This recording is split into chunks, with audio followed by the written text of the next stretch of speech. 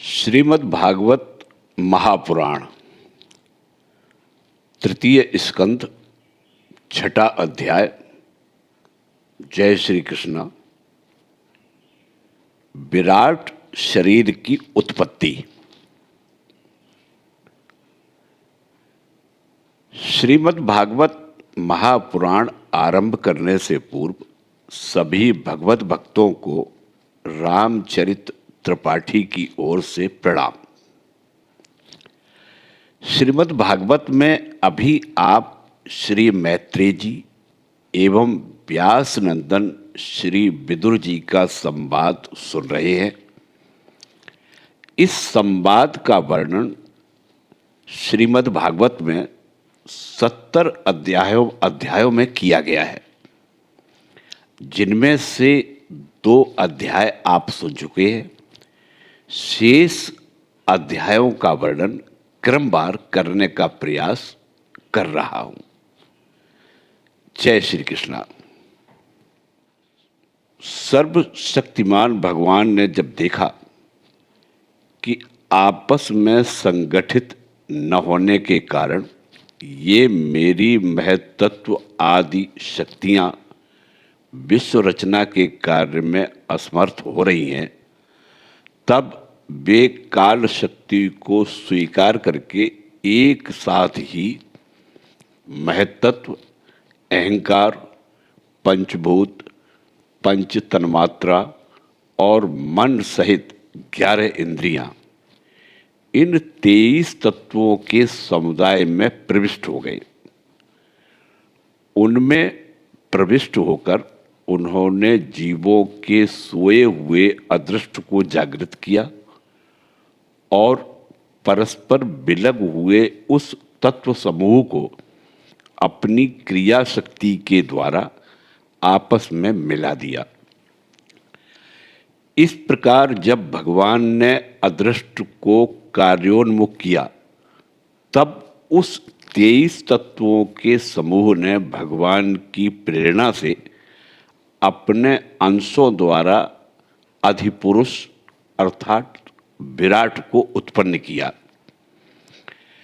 अर्थात जब भगवान ने अंश रूप से अपने उस शरीर में प्रवेश किया, तब वह विश्व रचना करने वाला महत्त्वादि का समुदाय एक दूसरे से मिलकर परिणाम को प्राप्त हुआ। यह तत्वों का परिणाम ही विराट पुरुष है, जिसमें चराचर जगत विद्यमान है। जल के भीतर जो अंड रूप आश्रय स्थान था, उसमें यह हृदयमय विराट पुरुष संपूर्ण जीवों को साथ लेकर 1000 दिव्य वर्षों तक रहा। वह विश्व रचना करने वाले तत्वों का गर्भ अर्थात कार्य था तथा ज्ञान, क्रिया और आत्मशक्ति से संपन्न था। इन शक्तियों से उसने स्वयं अपने क्रमशः 1 हृदय रूप, 10 प्राण रूप और 3 आध्यात्मिक, आधिदैविक, आधिभौतिक विभाग किए। यह विराट पुरुष ही प्रथम जीव होने के कारण समस्त जीवों का आत्मा, जीव रूप होने के कारण परमात्मा का अंश और प्रथम अभिव्यक्त होने के कारण भगवान का आदि अवतार है। यह संपूर्ण भूत समुदाय इसी से प्रकाशित होता है।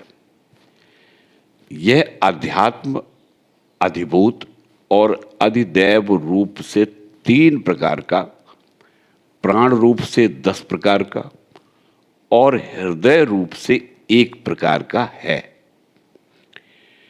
फिर विश्व की रचना करने वाले महत्त्वादि के अधिपति श्री भगवान ने उनकी प्रार्थना को स्मरण कर उनकी वृत्तियों को जगाने के लिए अपने चेतन रूप तेज से उस विराट पुरुष को प्रकाशित किया, उसे जगाया।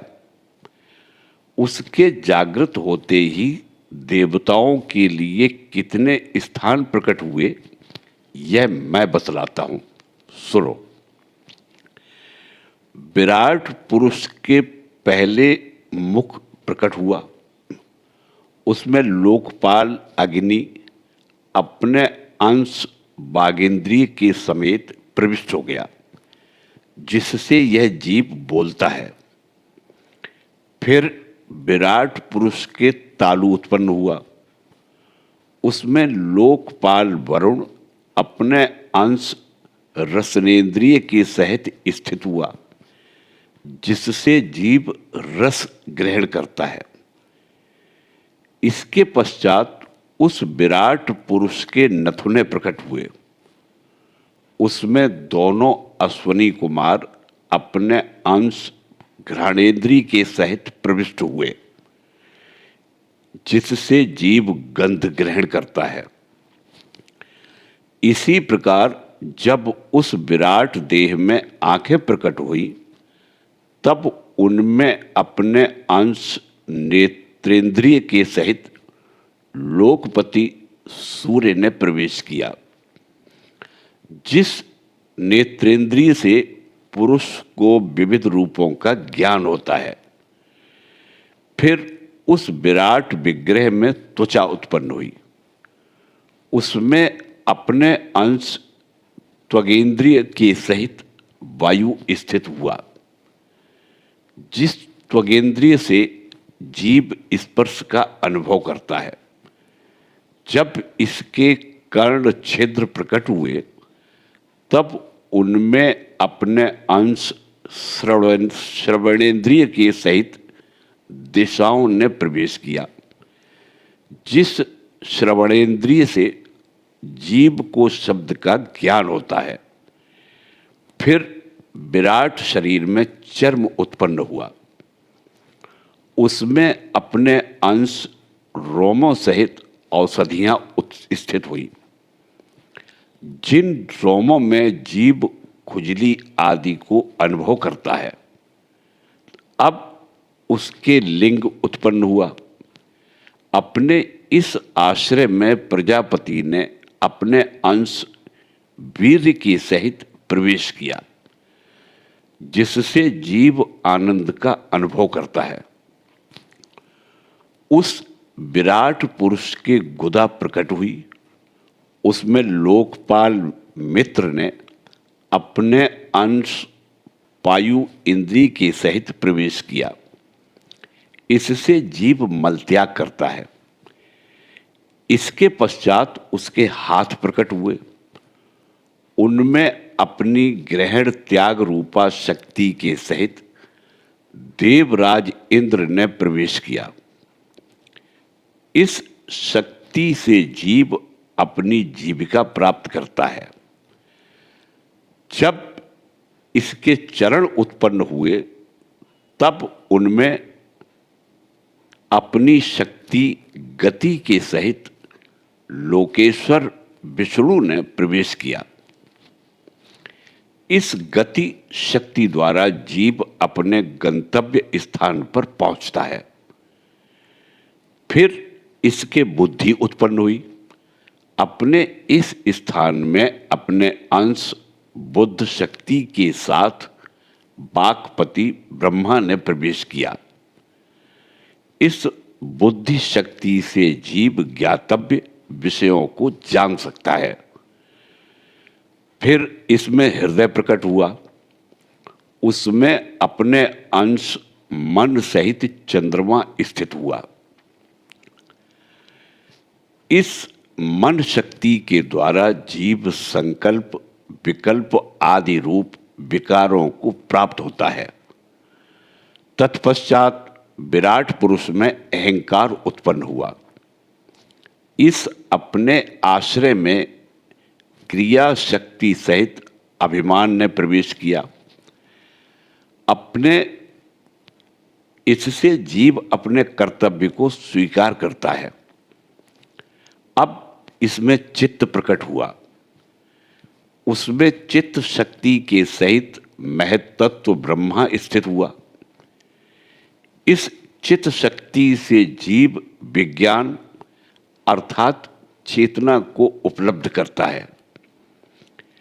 इस विराट पुरुष के सिर से स्वर्गलोक, पैरों से पृथ्वी और नाभि से अंतरिक्ष अर्थात आकाश उत्पन्न हुआ। इनमें क्रमशः सत्व, रज और तम, इन 3 गुणों के परिणाम रूप देवता, मनुष्य और प्रेतादि देखे जाते हैं।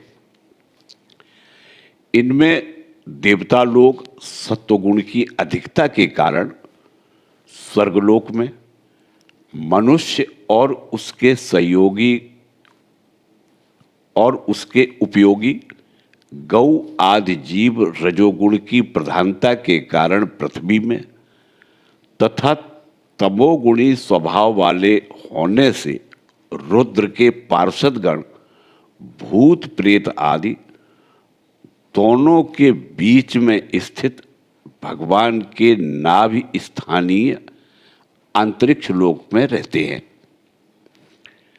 विदुर जी, वेद और ब्राह्मण भगवान के मुख से प्रकट हुए। मुख से प्रकट होने के कारण ही ब्राह्मण सब वर्णों में श्रेष्ठ और सबका गुरु है। उनकी भुजाओं से क्षत्रिय वृत्ति और उसका अवलंबन करने वाला क्षत्रिय वर्ण उत्पन्न हुआ। जो विराट भगवान का अंश होने के कारण जन्म से लेकर सब वर्णों की चोर आदि के उपद्रवों से रक्षा करता है। भगवान की दोनों जांघों से सब जीवों का निर्वाह करने वाली वैश्य वृत्ति उत्पन्न हुई और उन्हीं से वैश्य वर्ण का भी प्रादुर्भाव हुआ। यह वर्ण अपनी वृत्ति से सब जीवों की जीविका चलाता है।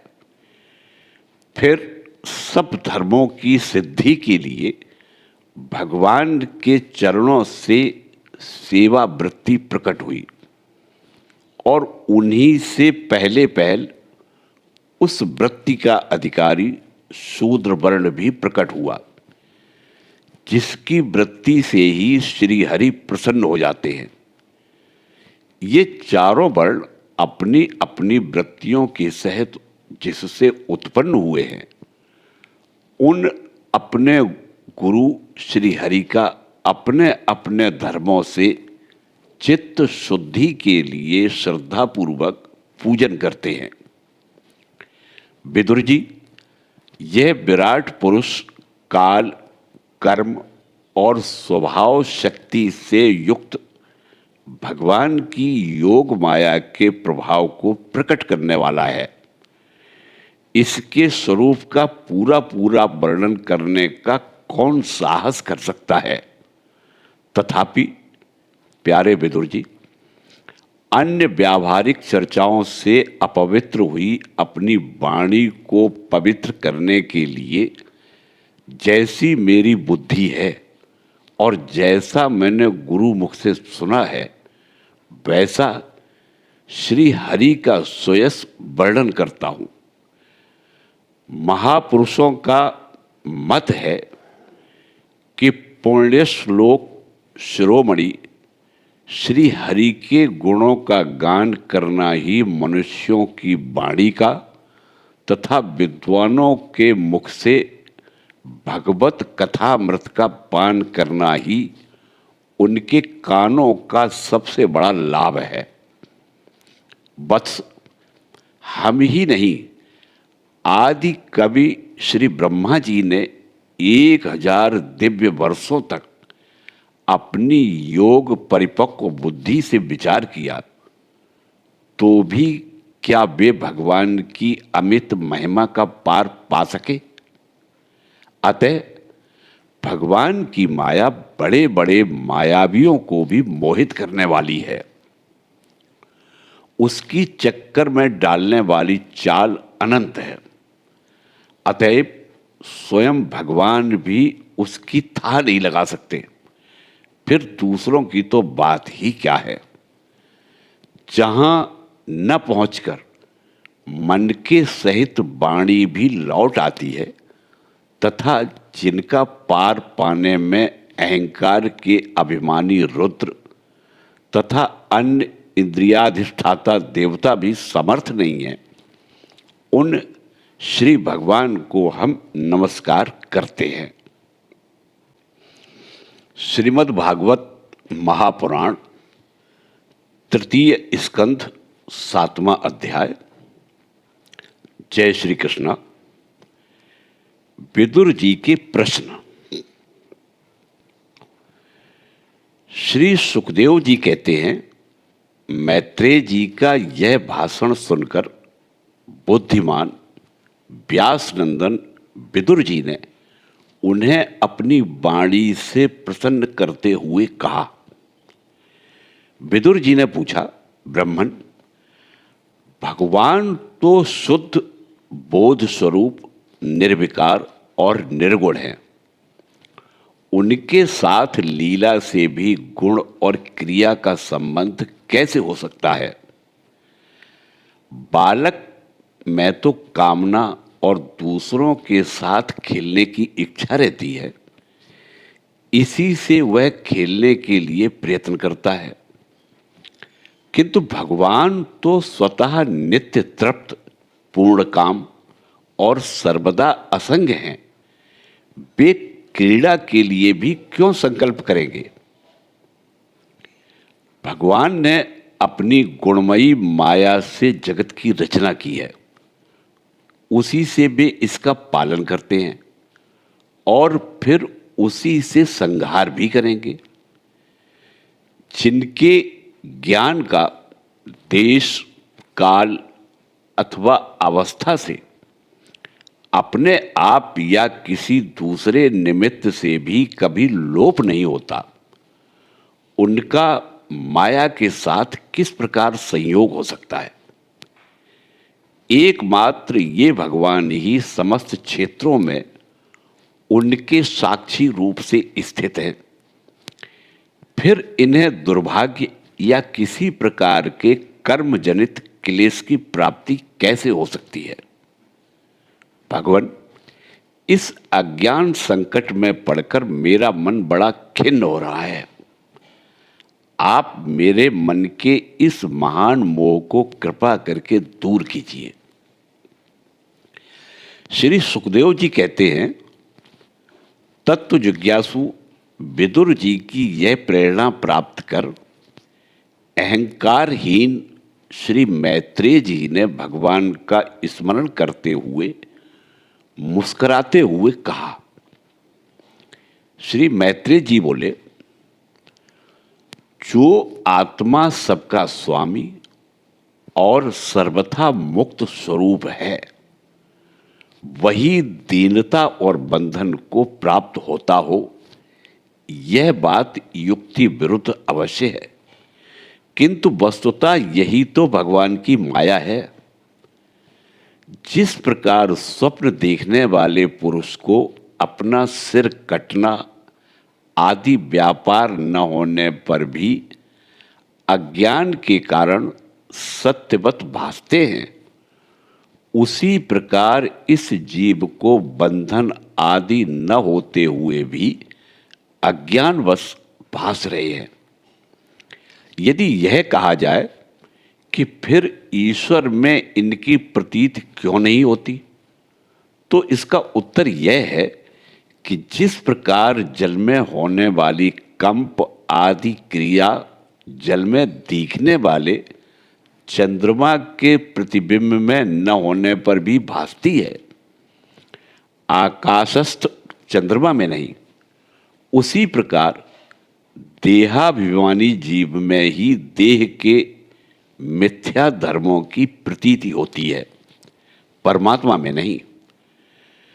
निष्काम भाव से धर्मों का आचरण करने पर भगवत कृपा से प्राप्त हुए भक्ति योग के द्वारा यह प्रतीति धीरे धीरे निवृत्त हो जाती है।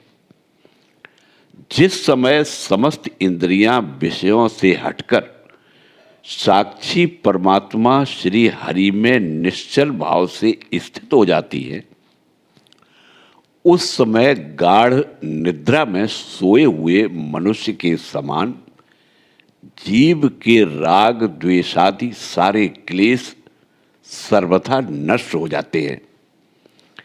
श्री कृष्ण के गुणों का वर्णन एवं श्रवण अशेष दुख राशि को शांत कर देता है। फिर यदि हमारे हृदय में उनके चरण कमल की रज के सेवन का प्रेम जग पड़े, तब तो कहना ही क्या है। विदुर जी ने पूछा, भगवान, आपके युक्ति युक्त वचनों की तलवार से मेरे संदेह छिन्न भिन्न हो गए हैं।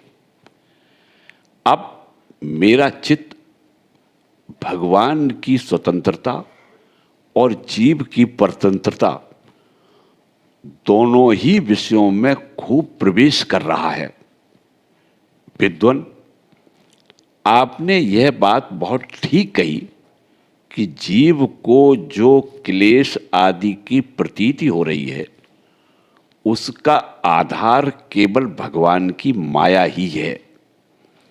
वह क्लेश मिथ्या एवं निर्मूल ही है, क्योंकि इस विश्व का मूल कारण ही माया के अतिरिक्त और कुछ नहीं है।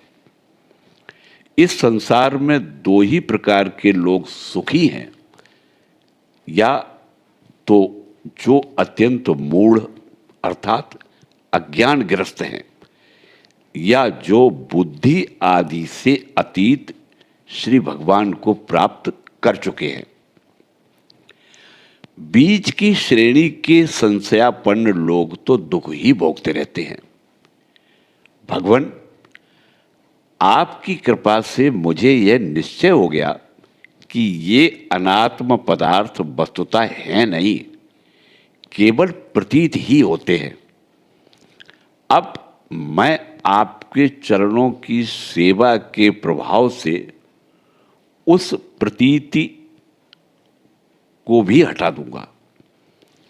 इन श्री चरणों की सेवा से नित्य सिद्ध भगवान श्री मधुसूदन के चरण कमलों में उत्कट प्रेम और आनंद की वृद्धि होती है, जो आवागमन की यंत्रणा का नाश कर देती है। महात्मा लोग भगवत प्राप्ति के साक्षात मार्ग ही होते हैं। उनके यहाँ सर्वदा देव देव श्री हरि के गुणों का गान होता रहता है। अल्प पुण्य पुरुष को उनकी सेवा का अवसर मिलना अत्यंत कठिन है। भगवान, आपने कहा कि सृष्टि के प्रारंभ में भगवान ने क्रमशः महद आदि तत्व और उनके विकारों को रचकर फिर उनके अंशों से विराट को उत्पन्न किया, और इसके पश्चात वे स्वयं उसमें प्रविष्ट हो गए। उन विराट के हजारों पैर, जांघें और बाहें हैं। उन्हीं को वेद आदि पुरुष कहते हैं। उन्हीं में ये सब लोग विस्तृत रूप से स्थित हैं। उन्हीं में इंद्रिय, विषय और इंद्रियाभिमानी देवताओं के सहित 10 प्रकार के प्राणों का, जो इंद्रिय बल, मनोबल और शारीरिक बल रूप से 3 प्रकार के हैं, आपने वर्णन किया है। और उन्हीं से ब्राह्मण आदि वर्ण भी उत्पन्न हुए हैं। अब आप मुझे उनकी ब्रह्मा आदि विभूतियों का वर्णन सुनाइए, जिनसे पुत्र, पौत्र, नाती और कुटुंबियों के सहित तरह तरह की प्रजा उत्पन्न हुई, और उससे यह सारा ब्रह्मांड भर गया।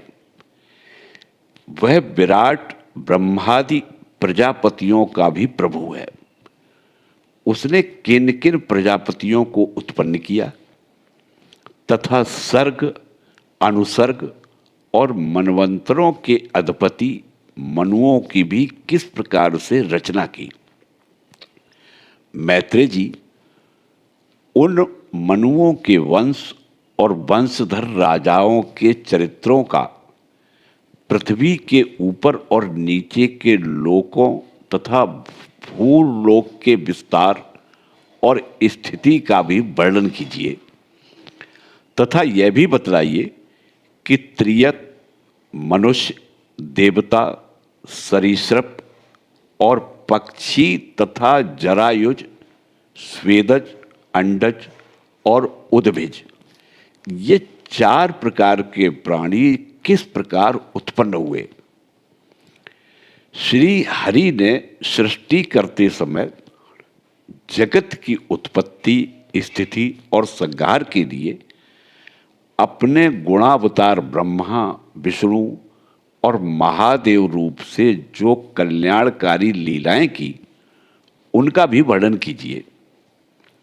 वेश, आचरण और स्वभाव के अनुसार वर्णाश्रम का विभाग, ऋषियों के जन्म, कर्म आदि, वेदों का विभाग, यज्ञों का विस्तार, योग मार्ग, ज्ञान मार्ग और उसका साधन सांख्य मार्ग तथा भगवान के कहे हुए नारद पांचरात्र आदि तंत्र शास्त्र, विभिन्न पाखंड मार्गों के प्रचार से होने वाली विषमता, नीच कर्म के पुरुष से उच्च वर्ण की स्त्री में होने वाली संतानों के प्रकार तथा भिन्न भिन्न गुण और कर्मों के कारण जीव की जैसी और जितनी गतियां होती हैं वे सब हमें सुनाइए। ब्राह्मण धर्म, अर्थ, काम और मोक्ष की प्राप्ति के परस्पर अविरोधी साधनों का, वाणिज्य, दंड नीति और शास्त्र श्रवण की विधियों का, श्राद्ध की विधि का, पितृगणों की सृष्टि का तथा काल चक्र में ग्रह, नक्षत्र और तारागण की स्थिति का भी अलग अलग वर्णन कीजिए। दान, तप तथा ईष्ट और पूर्त कर्मों का क्या फल है। प्रवास और आपत्ति के समय मनुष्य का क्या धर्म होता है। निष्पाप मैत्रेय जी, धर्म के मूल कारण श्री जनार्दन भगवान किस आचरण से संतुष्ट होते हैं और किन पर अनुग्रह करते हैं, यह वर्णन कीजिए। द्विजवर, दीन वत्सल गुरुजन अपने अनुगत शिष्यों और पुत्रों को बिना पूछे भी उनके हित की बात बतला दिया करते हैं। भगवान, उन महदादि तत्वों का प्रलय कितने प्रकार का है तथा जब भगवान योग निद्रा में शयन करते हैं तब उनमें से कौन कौन तत्व उनकी सेवा करते हैं और कौन उनमें लीन हो जाते हैं। जीव का तत्व परमेश्वर का स्वरूप, उपनिषद प्रतिपादित ज्ञान तथा गुरु और शिष्य का पारस्परिक प्रयोजन क्या है। पवित्रात्मन, विद्वानों ने उस ज्ञान की प्राप्ति के क्या क्या उपाय बतलाए हैं, क्योंकि मनुष्यों को ज्ञान, भक्ति अथवा वैराग्य की प्राप्ति अपने आप तो हो नहीं सकती। ब्राह्मण, माया मोह के कारण मेरी विचार दृष्टि नष्ट हो गई है। मैं आज्ञा हूं, आप मेरे परम सुहृदय हैं, अतः श्री हरि लीला का ज्ञान प्राप्त करने की इच्छा से मैंने जो प्रश्न किए हैं उनका उत्तर मुझे दीजिए। पुण्यमय मैत्रेय जी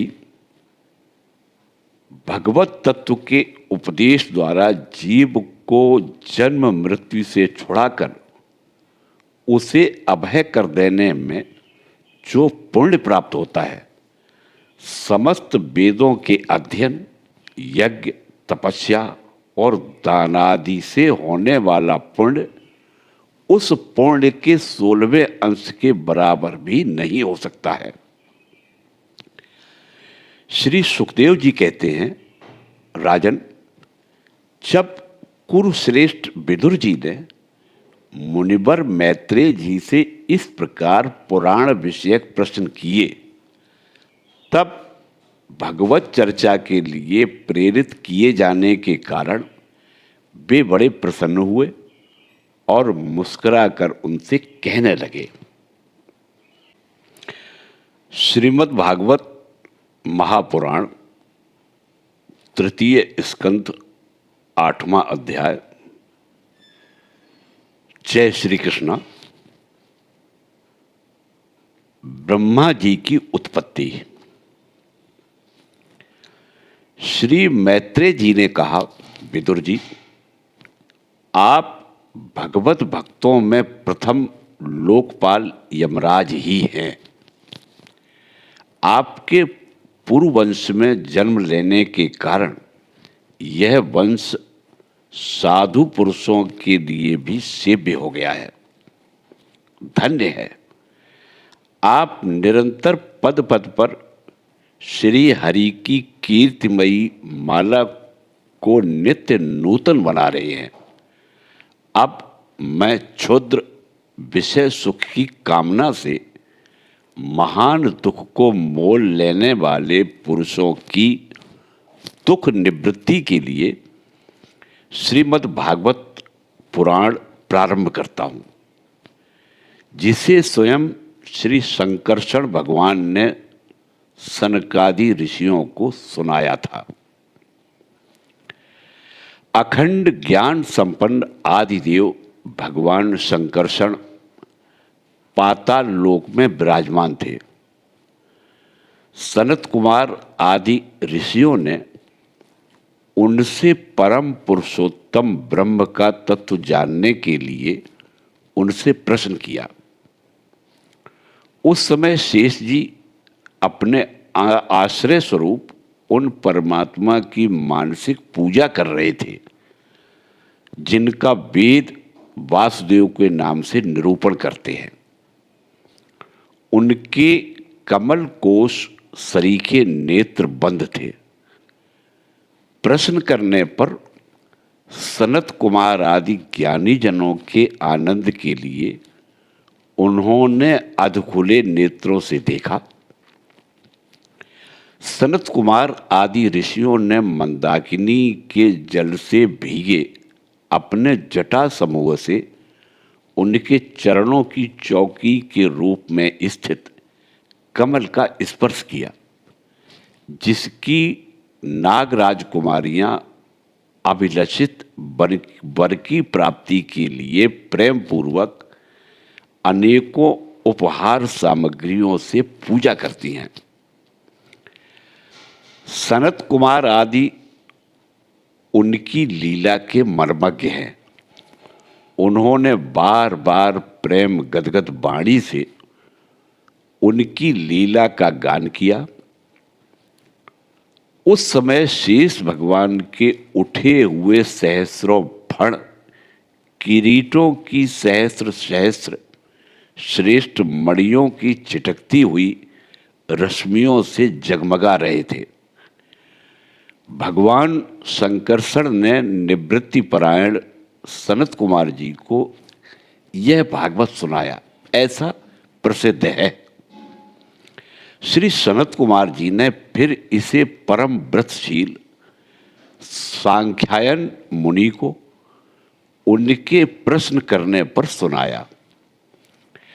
परमहंसों में प्रधान श्री सांख्यायन जी को जब भगवान की विभूतियों का वर्णन करने की इच्छा हुई, तब उन्होंने इसे अपने अनुगत शिष्य हमारे गुरु श्री पाराशर जी को और बृहस्पति को सुनाया। इसके पश्चात परम दयालु पाराशर जी ने पुलस्त मुनि के कहने से वह आदि पुराण मुझसे कहा। वत्स, श्रद्धालु और सदा अनुगत देखकर अब वही पुराण मैं तुम्हें सुनाता हूं। सृष्टि के पूर्व यह संपूर्ण विश्व जल में डूबा हुआ था। उस समय एकमात्र श्री नारायण देव शेष शैया पर पौड़े हुए थे। वे अपनी ज्ञान शक्ति को अक्षुण्ण रखते हुए ही योग निद्रा का आश्रय ले अपने नेत्र मूंदे हुए थे। सृष्टि कर्म से अवकाश लेकर आत्मानंद में मगन थे। उनमें किसी भी क्रिया का उन्मेष नहीं था। जिस प्रकार अग्नि अपनी दाहिका आदि शक्तियों को छिपाए हुए काष्ठ में व्याप्त रहता है, उसी प्रकार श्री भगवान ने संपूर्ण प्राणियों के सूक्ष्म शरीरों को अपने शरीर में लीन करके अपने आधारभूत उस जल में शयन किया। उन्हें सृष्टि काल आने पर पुनः जगाने के लिए केवल काल शक्ति को जागृत रखा। इस प्रकार अपनी स्वरूप भूता चित शक्ति के साथ 1 सहस्र चतुर्युग पर्यंत जल में शयन करने के अनंतर जब उन्हीं के द्वारा नियुक्त उनकी काल शक्ति ने उन्हें जीवों के कर्मों की प्रवृत्ति के लिए प्रेरित किया, तब उन्होंने अपने शरीर में लीन हुए अनंत लोक देखे। जिस समय भगवान की दृष्टि अपने में निहित लिंग, शरीर आदि सूक्ष्म तत्व पर पड़ी, तब वह कालाश्रित रजोगुण से क्षुभित होकर सृष्टि रचना के निमित्त उनके नाभि देश से बाहर निकला। कर्म शक्ति को जागृत करने वाले काल के द्वारा विष्णु भगवान की नाभि से प्रकट हुआ वह सूक्ष्म तत्व कमल कोश के रूप में सहसा ऊपर उठा और उसने सूर्य के समान अपने तेज से उस अपार जल राशि को दैदीप्यमान कर दिया। संपूर्ण गुणों को प्रकाशित करने वाले उस सर्वलोक में कमल में वे विष्णु भगवान ही अंतर्यामी रूप से प्रविष्ट हो गए। तब उसमें से बिना पढ़ाए ही स्वयं संपूर्ण वेदों को जानने वाले साक्षात वेद मूर्ति श्री ब्रह्मा जी प्रकट हुए, जिन्हें लोग स्वयंभू कहते हैं। उस कमल की कर्णिका अर्थात गद्दी में बैठे हुए ब्रह्मा जी को जब कोई लोक दिखाई नहीं दिया, तब वे आंखें फाड़कर आकाश में चारों ओर गर्दन घुमाकर देखने लगे। इससे उनकी चारों दिशाओं में 4 मुख हो गए।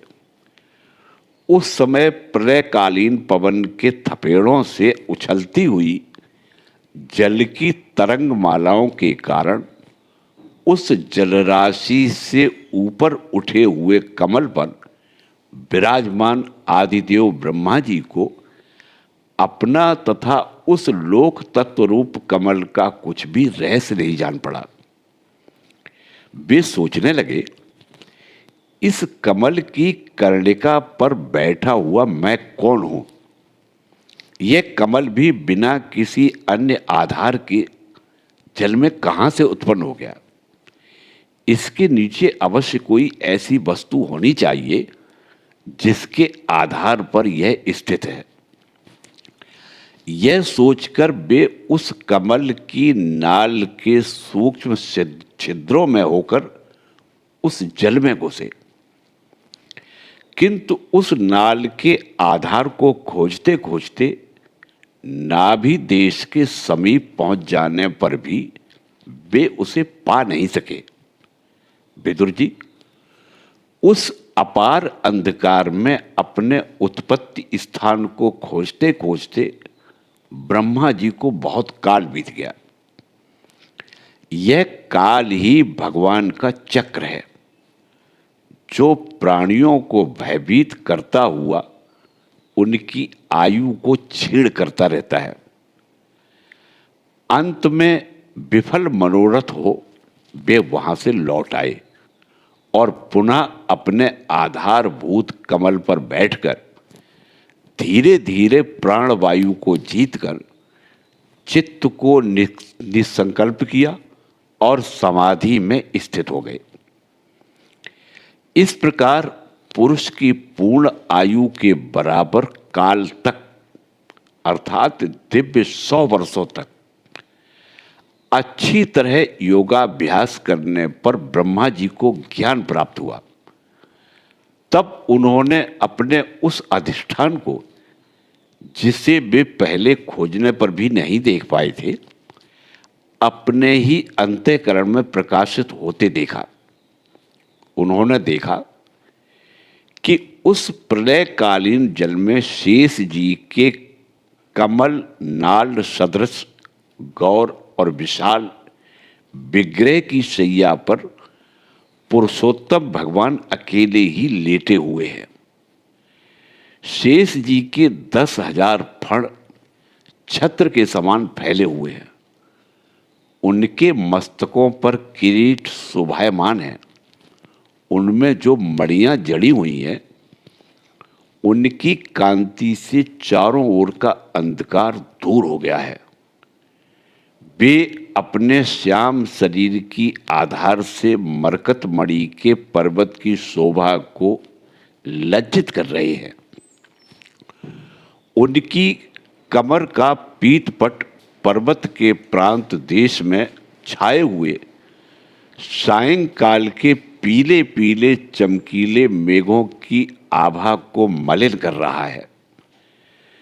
सिर पर सुशोभित स्वर्ण मुकुट स्वर्णमय शिखरों का मान मर्दन कर रहा है।